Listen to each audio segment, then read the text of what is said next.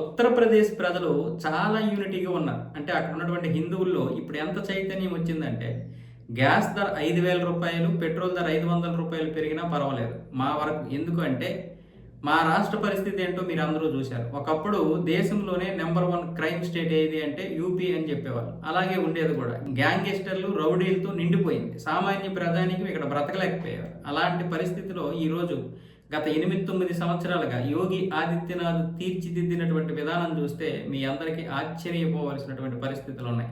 ఈరోజు రోడ్డు వ్యవస్థ కావచ్చు, లేకపోతే ఇన్ఫ్రాస్ట్రక్చర్ కావచ్చు, ఆ ఉపాధి అవకాశాలు కావచ్చు, అన్ని విధాలను కూడా మార్చేశారు. ఈరోజు నోయిడాని చూస్తే ప్రపంచ దేశాలు తలదన్నే విధంగా ఉంటుంది ఆ సిటీ. అది ఉత్తరప్రదేశ్లోకే వస్తుంది.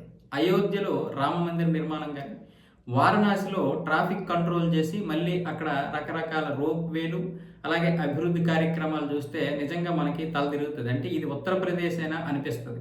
మనం ఉత్తరప్రదేశ్ అంటే ఆ గొక్క, ఆ కైనీలు, ఏవో ఆ చెత్త చెదారమే కనిపిస్తుంది. కానీ ఈ రోజు వెళ్తే వేరేలా ఉంది. గత 8-9 సంవత్సరాలుగా రాష్ట్రాన్ని బాగా మార్చేస్తున్నారు. అందుకే అక్కడ ఉన్నటువంటి యువత, అలాగే హిందువులు, మిగతా వాళ్ళందరూ కూడా యోగి ఆదిత్యనాథ్ని సపోర్ట్ చేస్తారు.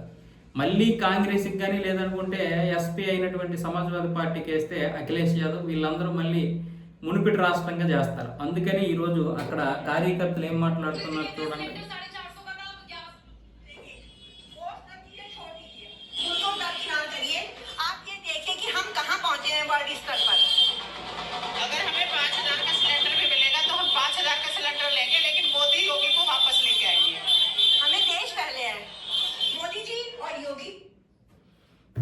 మనకి దేశం ముందు, తర్వాత ఇవన్నీ. కాబట్టి దేశాన్ని నడిపించేవారు ఎవరు? వాళ్ళిద్దరు. ఈరోజు దేశం పరిస్థితి ఏంటో మీరు చూస్తున్నారు, రాష్ట్రం పరిస్థితి ఏంటో మేము చూపిస్తాం పదండి అంటున్నారు ఈరోజు కార్యకర్తలు.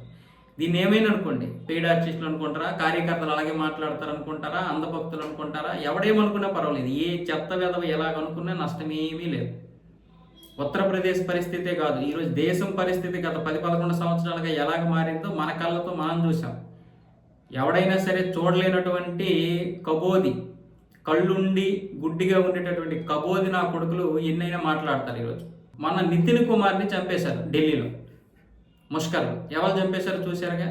కేవలం ఈ హోలీ ఆడుతున్నప్పుడు ఆ కలర్స్ పడిందని, ఆ కలర్ వాటర్ ఏదో పడిందని ఒక ముస్లిం మహిళ మీద ఒక వ్యక్తినే చంపేశారు ఈ చెత్త వెధవలు. అలాంటి దేశంలో మనం ఉన్నాం. మరి ఇలాంటి నాయకులు ఉండబట్టే ఈరోజు వాడి ఇల్లుని కూల్చేశారు. వాడిని కూడా ఎన్కౌంటర్ చేయడానికి ప్లాన్ చేస్తున్నారు. లేదనుకుంటే 20-30 సంవత్సరాలు జైలు శిక్ష అయినా ఉంటుంది. అదే కాంగ్రెస్ అయితే ఇలా ఉంటుందా? అక్కడ వాళ్ళు 20 మంది వచ్చి ఒక నితిన్ కుమార్ని చంపరు, దగ్గర 20-30 మందిని చంపేసి వెళ్ళిపోతారు. లేదా ఆ కుటుంబాన్ని మొత్తాన్ని తగలబెట్టేసి సజీవ దహనం చేసి వెళ్ళిపోతారు. తర్వాత కాంగ్రెస్ ప్రభుత్వము లేకపోతే ఆమ్ ఆద్మీ పార్టీ ఉంటే వాళ్ళని కేవలం ఒక 2 నెలలు 3 నెలలు జైలు శిక్ష వేసి ఆ యొక్క పరిస్థితి చక్కబడిన తర్వాత వాళ్ళని విడుదల చేసేస్తారు. ఇదే కదా జరుగుతోంది. గత 60 సంవత్సరాలుగా జరిగింది ఇదే కదా. మరి ఈరోజు మనం ఏదో చిన్న చిన్న ప్రతికూల సమస్యలు వచ్చాయని మనం ఇలాంటి సమయంలో ప్రతిపక్షాల మాట విని బీజేపీని దూరం చేసుకుంటే పరిస్థితులు దారుణంగా తయారవుతాయి. మిడిల్ ఈస్ట్లో ఈరోజు ఏ పరిస్థితి ఉందో అంతకంటే దారుణంగా భారతదేశం పరిస్థితి తయారవుతుంది. దయచేసి ఎవరు కూడా ఇలాంటి మాటలు నమ్మకండి. మీరు ఒకసారి గ్రౌండ్ రిపోర్ట్ చూసుకోండి. ప్రతిసారి కూడా ఏదో గుడ్డిగా నమ్మేయకండి. నేను చెప్తున్నానేనో లేకపోతే ఎవరు చెప్తున్నారనే కాదు. మనం అందరం కూడా గ్రౌండ్ రిపోర్ట్ చూసుకుంటే అన్ని విషయాల్లో కేవలం ఒక రాజకీయంగానే మాత్రమే కాదు, నరేంద్ర మోదీకో లేకపోతే యోగి ఆదిత్యనాథ్కో ఆ పదవులు ఉండిపోవాలని ఏం లేదు. కానీ వాళ్ళు ఈ పదవులు ఎందుకు కొనసాగుతున్నారు? 142 కోట్ల మందికి ప్రాతినిధ్యం వహించాలి. మిగతా 110 కోట్ల మంది హిందువులు ప్రశాంతంగా బ్రతకాలి, ఈ దేశం ముందుకు వెళ్ళాలి అంటే వాళ్ళే ఉండాలి. కాబట్టి మేము లేకపోతే వేరే వాళ్ళు వచ్చి నాశనం చేసేస్తారనే ఉద్దేశంతో వాళ్ళు ఉంటున్నారు. అంతేగాని పదవాకాంక్షతో కాదు. ఒకవేళ అదే కనుక జరిగితే ఈ దేశం ఎప్పటికైనా సరే హిందుత్వంగా మారకపోతే తీవ్రమైనటువంటి పరిస్థితులు ఎదురవుతాయి. అందుకే గత 1000 సంవత్సరాల క్రితం ఎవరైతే పరిపాలించారో ముస్లిం రాజులు వాళ్ళందరూ ఆ యొక్క ఇవి ఉన్నాయి మన దగ్గర. ఆ వ్యవస్థ మనకు కనిపిస్తూ ఉంది. మరి అలాంటిది మార్చాలంటే మన వాళ్ళు ఎన్ని సంవత్సరాలు పరిపాలించాలి? యోగికి లేదా మోదీకి యోగికి వీళ్ళకి మనం కనీసం మరొక 30-40 సంవత్సరాలు అధికారం ఇస్తే కానీ ఇక్కడ ఉన్నటువంటి దరిద్రం అంతా పోదు.